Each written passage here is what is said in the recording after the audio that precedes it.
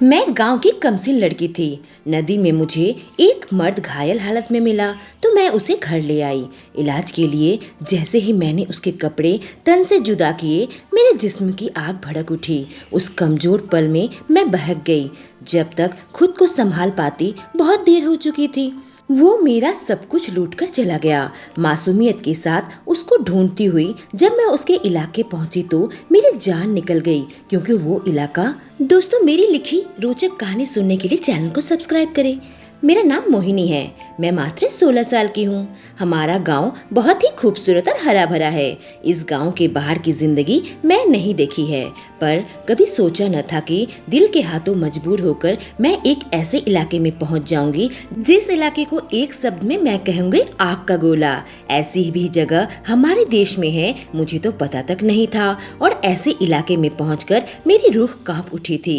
लेकिन मैं जितना देखती जा रही थी उतना जानने का मन भी हो रहा था कि आखिर यह कौन सी जगह है और वहाँ के लोग आखिर क्या करते हैं और किस युग में जीते हैं। मैं गांव के स्कूल में 10वीं तक पढ़ाई पूरी करने के बाद अपने पापा को उनके काम में मदद किया करती थी।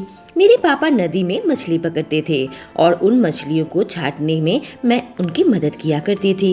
एक दिन मेरे पापा नदी में मछली पकड़ने गए थे, लेकिन उन्हें काफी देर हो गई थी। वो वापस नहीं आए थे। मैं नदी के किनारे अपने पापा को ढूंढने पहुंची तो मेरी हैरत का ठिकाना न रहा। एक हट्टा गट्टा मर्द नदी के किनारे से बहता जा रहा था। किसी तरह से मैं उस तक पहुंचकर मैं उसे घसीटते हुए पानी से बाहर निकाली। वह बेहोशी की हालत में था, शायद बहुत पानी पी लिया होगा। मैंने तुरंत उसके पेट से पानी निकालने की कोशिश की। थोड़ी देर बाद वह होश में तो आ गया था, पर बिल्कुल घायल हालत में मिला था। मैंने उससे कहा कि आप मेरे साथ चलिए, आपकी हालत बिल्कुल सही नहीं लग रही है। वह लड़का मेरी ओर देखने लगा था। करीब 20 साल का लड़का होगा। काले रंग का धोती कुर्ता पहना, सूर्य आकार का तिलक माथे पर था। उसका बदन पूरा भरा हुआ था और काफी ताकतवर लग रहा था। मैं उसे किसी तरीके से सहारा देकर हमारे घर के पास बने एक कोठी में लेकर आ गई थी। उस अनजान मर्द को अपने घर तक ले जाने की हिम्मत नहीं थी। बाहर बनी यह कोठी कोई इस्तेमाल नहीं करता था, तो वहीं मैंने उस मर्द को चारपाई में लिटा दिया और फिर उसके इलाज के लिए जड़ी बूटी लेने चली गई थी। उसके कई शरीर पर घाव बने हुए थे। उसके बाद मैं उस कोठी में वापस आ गई और उसे कपड़े उतारने को कहा। वह मेरी तरफ देखा, फिर अपना कुर्ता उतार दिया। मैं उसके घाव धोकर उसकी मरहम पट्टी करने लगी थी। न जाने क्यों मेरा दिल जोर जोर से धड़कने लगा था। वह आदमी बहुत हैंडसम था और मैं कभी किसी मर्द के इतने करीब नहीं आई थी।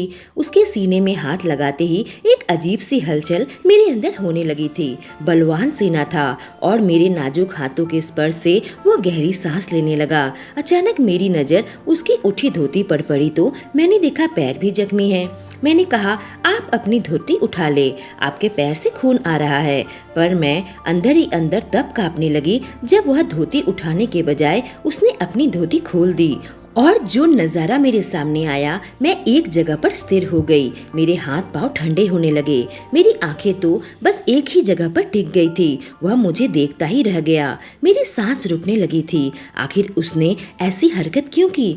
उसने मेरा हाल देखा तो मेरे हाथ से दवाई लेकर खुद ही अपने आप को मरहम पट्टी करने लगा था। अचानक ही मुझे लगा कि मुझे यहाँ से चले जाना चाहिए जब तक वह दोबारा अपना कपड़ा ना पहने।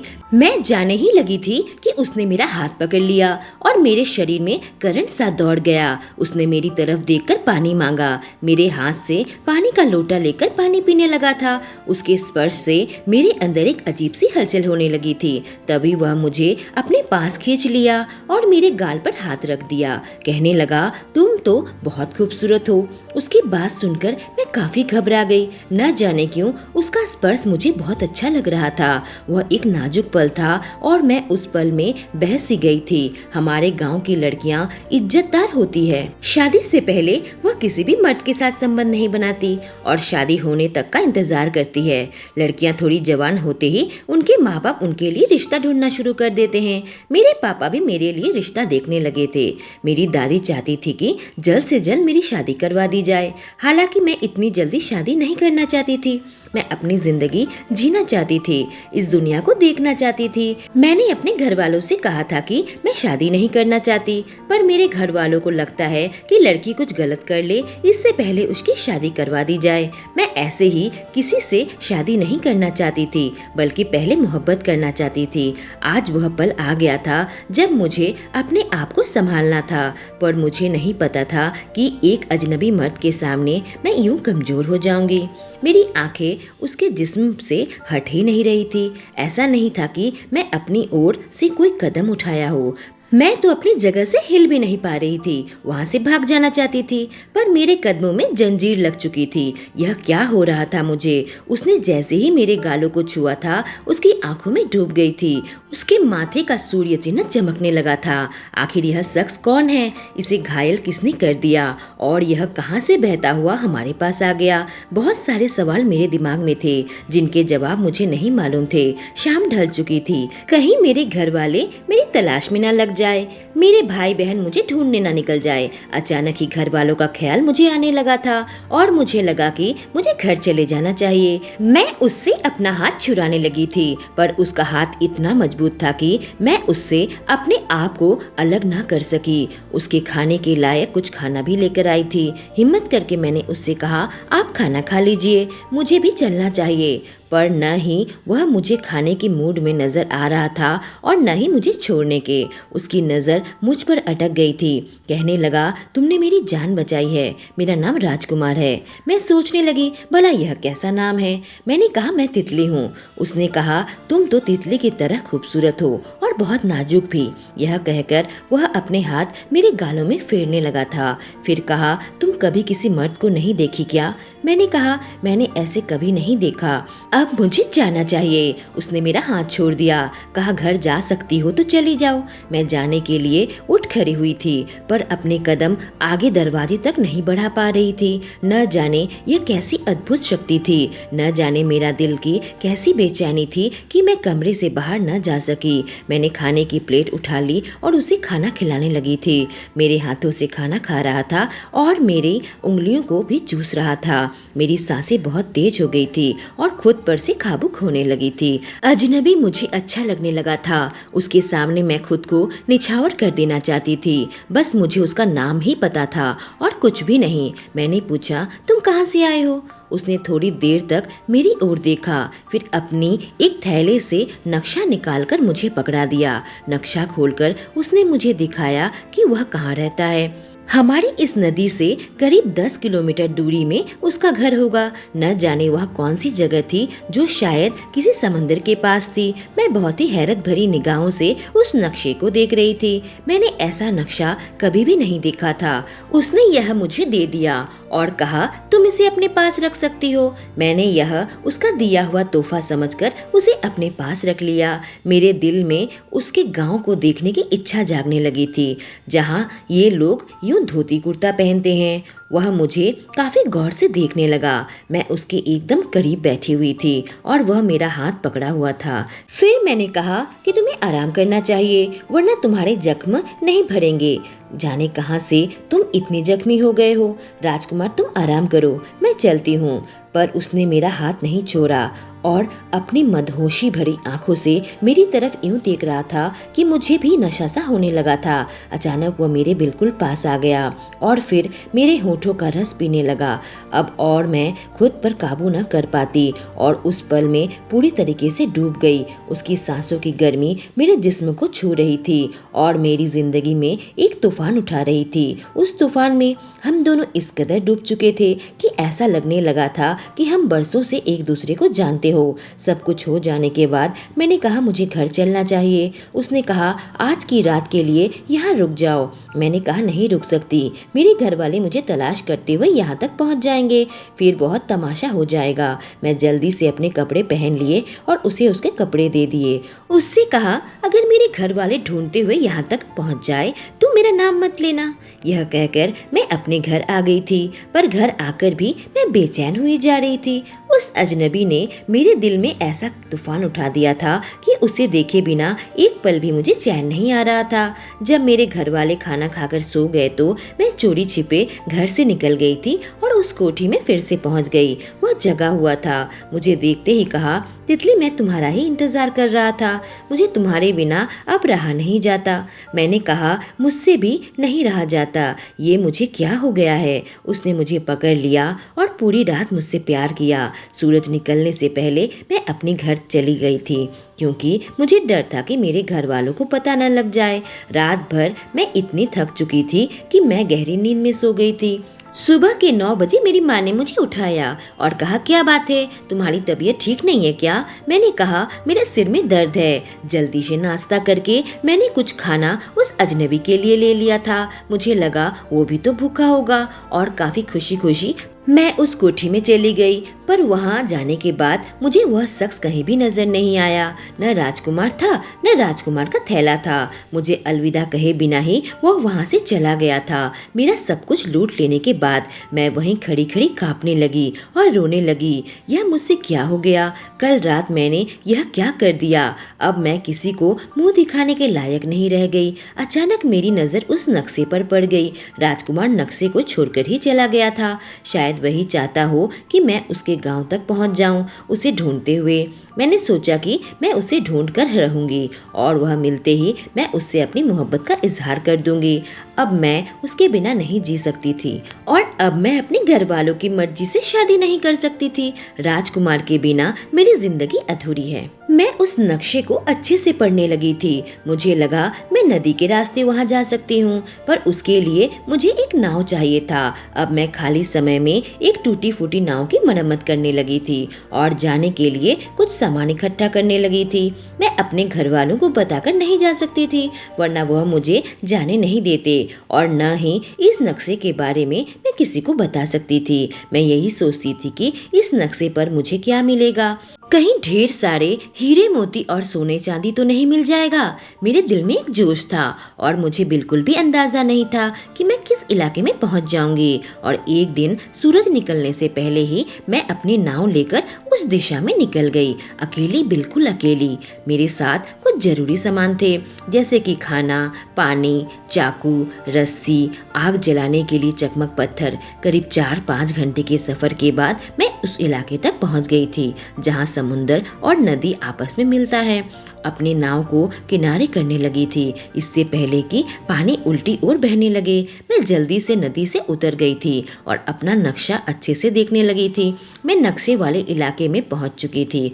मैं राजकुमार के गांव तक पहुंच चुकी थी, पर हैरत वाली बात यह हुई कि उस जगह पर कुछ भी नहीं था, सिर्फ पेड़ पौधे थे। यह देखकर तो मैं बिल्कुल घबरा गई। राजकुमार ने मुझे झूठा नक्शा पकड़ाया और मैं घर से भाग आई हूँ और यहाँ तो कुछ भी नहीं है। मैं दुनिया देखने चली थी और मेरे हाथों में तो कुछ भी नहीं आया। खरी खरी मेरी आंखों से आंसू आ गए थे कि तभी मेरी तरफ कोई पेड़ का फल फेंक कर मारा। मैं इधर उधर देखने लगी तो मुझे पेड़ के ऊपर एक बच्चा नजर आया। वह बच्चा भी वैसे ही काली धोती और काला कुर्ता पहना हुआ था। उसे देखकर मेरी हैरत का ठिकाना न रहा, लेकिन एक नई उम्मीद जागी कि इस बच्चे को फॉलो करके शायद मैं राजकुमार तक पहुंच जाऊंगी। वह बच्चा तो थोड़ी देर तक पेड़ पर रहा, फिर पेड़ से उतरकर कहीं जाने लगा। मैं भी बिना कुछ सोचे समझे उसे फॉलो करने लगी। जंगल के बीच में बने एक गुफा के मुंह के अंदर वो घुस गया और मैं भी उसके अंदर घुस गई। काफी दूर चलने के बाद मेरे सामने एक गांव आया जो कि ऊपर से तो नजर नहीं आ रहा था। न जाने इस गुफा के अंदर से यह कौन सी जगह पर मैं पहुंच गई हूँ।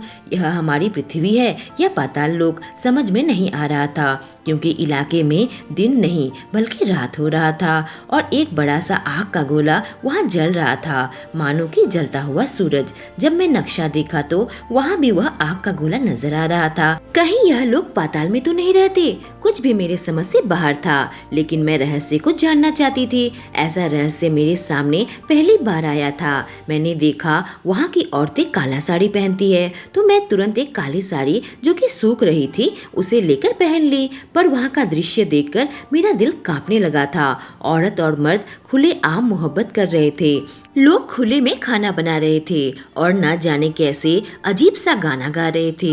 यूं खुल्लम खुल्ला सब देखकर मैं घबरा गई, कहीं कोई मर्द मेरे पास भी न आ जाए और मेरी इज्जत खतरे में न पड़ जाए। मैं तो इस गांव की हूँ भी नहीं। इससे पहले कि मैं कुछ सोच पाती, मेरे सामने दो मर्द आ गए। उनको देखकर मैं बिल्कुल घबरा गई। वह दोनों मुझे उठाकर सामने पड़ी एक चटाई पर लेकर आए और फिर मेरी साड़ी उतारने लगे। मैंने कहा, क्या कर रहे हो? यह सब मत करो। मैं बहुत घबरा गई और चीखने लगी। आसपास के सारे लोग मुझे देखने लगे थे। शायद यहाँ कोई औरत या मर्द एक दूसरे के स्पर्श से यूं चीखते नहीं थे। देखते ही देखते मेरे आसपास लोगों की भीड़ इकट्ठा हो गई और सब चकित होकर मुझे देख रहे थे। तभी मेरे सामने एक शख्स आ गया। उसके हाथों में एक अजीब किस्म की छड़ी थी। ऊपर सूर्य के निशान का मुंह बना हुआ था। जब मेरी नजर उस शख्स पर पड़ी तो मैं चौंक उठी। वह कोई और नहीं बल्कि राजकुमार था। राजकुमार ने अपनी छड़ी से जोर से आवाज की और फिर ऊपर उठाया। यह देखकर वहां के सारे लोग अपने अपने कामों में लग गए। वह दोनों लड़के मुझे छोड़कर चले गए थे। राजकुमार मेरे पास आ गया और कहने लगा, तुम यहाँ तक पहुँच गई? मैंने कहा, तुम बिना बोले ही चले आए, मेरा सब कुछ छीनकर, इसलिए मुझे तुम्हें ढूंढना ही पड़ा। मैं तुमसे अपने दिल की बात कहना चाहती थी कि मुझे तुमसे मोहब्बत हो गई है। पर यह कौन सी जगह है? तुम कहाँ रहते हो? क्या यह जमीन से नीचे है? मेरे मन में कई तरह के सवाल थे जो मैं राजकुमार से पूछना चाहती थी। राजकुमार मुझे लेकर एक घर पर आ गया। बहुत ही खूबसूरत सा घर था। ऐसा लग रहा था कि वही यहाँ का राजमहल हो। जितने भी प्रहरी थे राजकुमार को देखकर सर झुका रहे थे। फिर वह मुझे एक बहुत बड़े कमरे में लेकर आ गया और मेरे खाने पीने की व्यवस्था कर दिया। बहुत ही अजीब तरह का खाना था जो मैंने आज तक कभी नहीं खाया था, पर मुझे भूख लगी थी तो मैं खाने लगी। तभी राजकुमार के सामने दो शख्स आकर खड़े हो गए, एक औरत और एक आदमी। राजकुमार ने कहा, यह मेरे माता पिता हैं। उसके माता पिता हैरत भरी निगाहों से मुझे देख रहे थे। उसके पापा गंभीर आवाज से कहने लगे, एक बाहरी रियासत की लड़की को तुम हमारे इलाके में कैसे लेकर आ गए? राजकुमार ने कहा, इसी ने मेरी जान बचाई थी। इसने मुझे नहीं बचाया होता तो शायद मैं अब तक मर चुका होता और मैं इससे प्यार करने लगा हूँ। इसे अपनी राजकुमारी बनाना चाहता हूँ। लेकिन उसके पापा ने कहा, हम किसी बाहरी लड़की को अपने यहाँ नहीं रख सकते, इससे हमारे रियासत पर खतरा पड़ जाएगा। इसके मम्मी पापा इसे ढूंढने के लिए आ गए तो मैंने कहा, मैं घर से भाग कर आई हूँ और चिट्ठी में लिख कर आई हूँ कि मुझे कभी ढूंढने की कोशिश ना करे। मुझे राजकुमार से मोहब्बत हो गई थी और इसलिए मैं उसे ढूंढते हुए यहाँ तक पहुँच गई हूँ। पर यहाँ के नक्शे के बारे में मैंने किसी को भी नहीं बताया और ना ही राजकुमार के बारे में बताया है, इसलिए वह यहाँ तक कभी नहीं पहुँच सकते। राजकुमार ने मुझसे शादी कर ली और धीरे धीरे मैं उसके इस रियासत के बारे में जानने लगी थी जो कि धरती के ऊपर न बनाकर धरती के नीचे बनाया था। और वह बड़ा सा प्राकृतिक गैस से बना आग का गोला यहाँ पर रोशनी और सूरज का काम करता था। मैं यहाँ के अजीबोगरीब खेत देखे और अजीबोगरीब जानवर जो मैंने आज तक कभी नहीं देखे थे। जब मन होता राजकुमार मुझे धरती के ऊपर भी ले जाता था और न सिर्फ मुझे मेरा मोहब्बत मिल गया था बल्कि मेरे रोमांच की एक नई शुरुआत हो गई थी। आगे और अजीब दुनिया का सफर करना था। दोस्तों, कहानी कैसी लगी कमेंट करके जरूर बताएं। Thank you.